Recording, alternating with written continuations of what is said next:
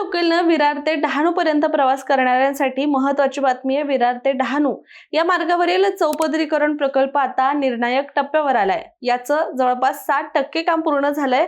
खरं तर चर्चगेट ते विरार अनेक मार्गिका आहेत, परंतु विरार ते डहाणू दोनच मार्गिका असल्यामुळे कित्येकदा लोकल गाड्यांना साइडिंगला लावून एक्सप्रेस गाड्या सोडल्या जायच्या।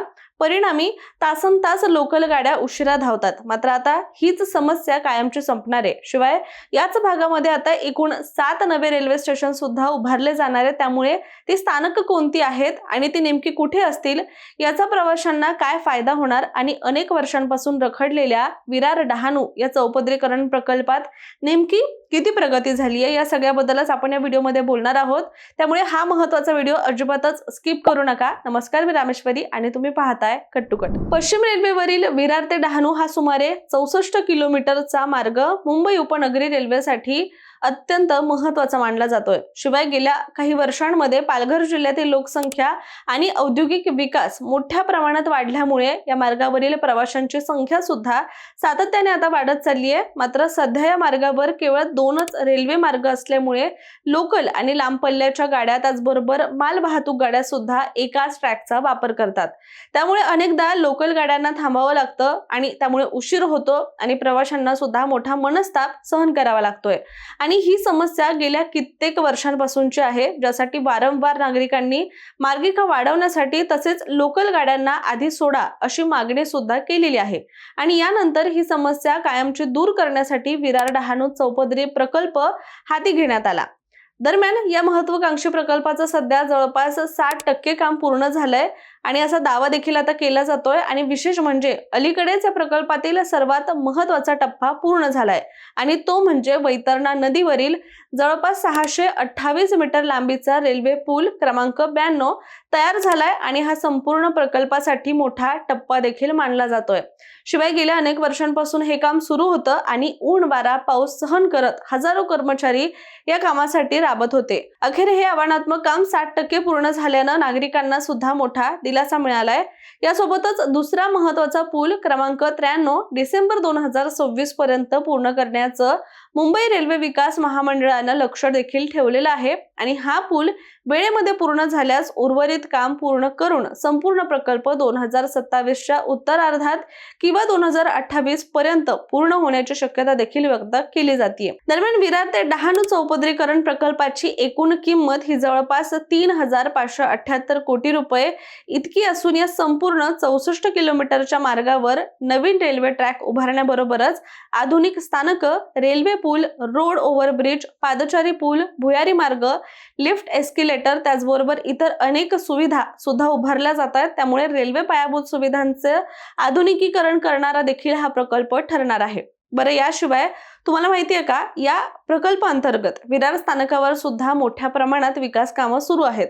प्लॅटफॉर्म क्रमांक 3A आणि 4A यांची रुंदी ही जवळपास 6.5 मीटर वरून 10.5 मीटर इतकी करण्यात आली आहे आणि त्याची लांबी 60 मीटरने सुद्धा वाढवण्यात आलेली आहे। त्याचबरोबर 12 डब्यांच्या लोकलसाठी प्लॅटफॉर्म क्रमांक 5A चे बांधकाम सुद्धा पूर्ण झालंय आणि भविष्यात वाढणाऱ्या लोकल सेवांचा विचार करून ही सगळी कामं जी आहेत ती आता केली जात आहेत। याचबरोबर वैतरणा, सफाळे, केळवे रोड, पालघर, उमरोळी त्याचबरोबर बोईसर, वाणगाव आणि डहाणू रोड या स्थानकांवर सुद्धा इतर विकास कामं जी आहेत ती वेगाने सुरू आहेत। आणि नवीन स्थानकांच्या इमारती त्याचबरोबर भुयारी मार्ग, पादचारी पूल, जिने, लिफ्ट आणि सरकते जिने हे उभारण्याचं काम देखील सुरू आहे। विशेष म्हणजे बोईसर येथील नवीन स्थानकाच्या इमारतीचं काम देखील पूर्ण झालं असून इतर अंतिम कामं जी आहेत ती या प्रकल्पाची सुरू आहेत। आणि या प्रकल्पातील सर्वात महत्त्वाचा बदल म्हणजे नवीन स्थानकांची यामध्ये होणारी भर। सध्या विरार ते डहाणू या मार्गावर एकूण 9 स्थानक कार्यरत आहेत। त्यामध्ये विरार, वैतरणा, सफाळे, केळवे रोड, पालघर, उमरोळी, बोईसर, वाणगाव आणि डहाणू या स्थानकांचा समावेश होतो। मात्र चौपदरीकरण पूर्ण झाल्यानंतर या मार्गावर एकूण 16 स्थानक असणार आहेत, म्हणजेच 7 नवी स्थानक यामध्ये जोडली जातील। आणि यामध्ये वाधिवा, सरतोडी, माकुणसर, चिंटूपाडा, पांचाळी, बंजारपाडा आणि BSES कॉलनी या स्थानकांचा समावेश असेल। त्यामुळे या नवीन स्थानकांमुळे परिसरातील हजारो नागरिकांना रेल्वे सेवा ही अधिकच सहज उपलब्ध होणार आहे। शिवाय चौपदरीकरण पूर्ण झाल्यानंतर लोकल आणि एक्सप्रेस गाड्यांसाठी सुद्धा स्वतंत्र रेल्वे मार्ग उपलब्ध होतील। त्यामुळे लोकल गाड्यांचा वेग वाढेल, उशीर कमी होईल आणि त्याचा थेट फायदा जो आहे तो विरार, पालघर, बोईसर आणि डहाणू परिसरातून मुंबईकडे दररोज प्रवास करणाऱ्या लाखो प्रवाशांना सुद्धा होणार आहे।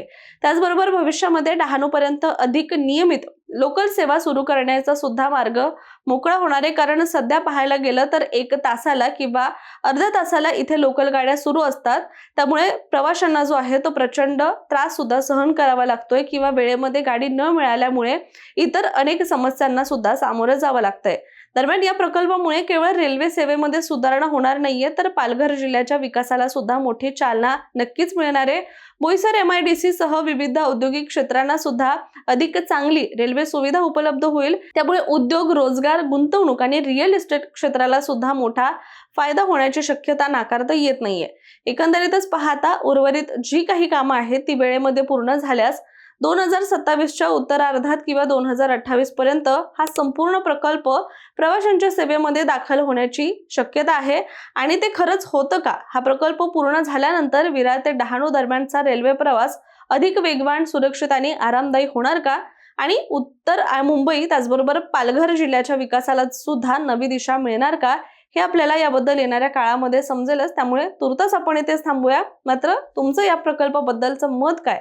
कमेंट करून नक्की सांगा आणि अशाच माहितीपूर्ण व्हिडिओसाठी कट टू कटला सबस्क्राईब करायला आणि इतर पेजेसला सुद्धा फॉलो करायला विसरू नका।